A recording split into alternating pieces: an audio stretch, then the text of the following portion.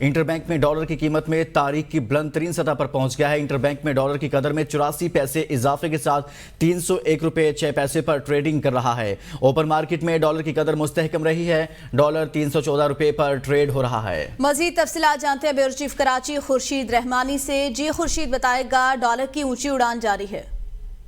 देखिए जी, आज जब मार्केट शुरू हुई तो इंटरबैंक में डॉलर की जो कदर है उसमें अब बतदरीज मुसलसल काफी दिनों से इजाफा देखने में आया है, जिसकी वजह से रुपए की कदर जो है उसमें कमी वाकई हुई है। इस वक्त जो डॉलर की जो कीमत है इंटरबैंक मार्केट में वो 88 पैसे उसमें इस वक्त इजाफा हुआ है, जिसमें इंटरबैंक मार्केट में जो है वो डॉलर इस वक्त 301 रुपए 10 पैसे पर जो है वो ट्रेडिंग कर रहा है, जबकि ओपन मार्केट में जो डॉलर की जो कीमत है वो मुस्तहकम में 316 रुपए पर जो इस वक्त ट्रेडिंग जारी है। जबकि दूसरी जानिब अगर पाकिस्तान स्टॉक एक्सचेंज के अंदर हम सूरत देखें तो वहां भी कारोबारी जो सूरत हाल है वो मनफी देखने में आई है और 61 पॉइंट जो है वो मनफी है। और जो इस वक्त जो मार्केट का जो इंडेक्स है वो 47,689 पर जो है वो ट्रेड कर रहा है।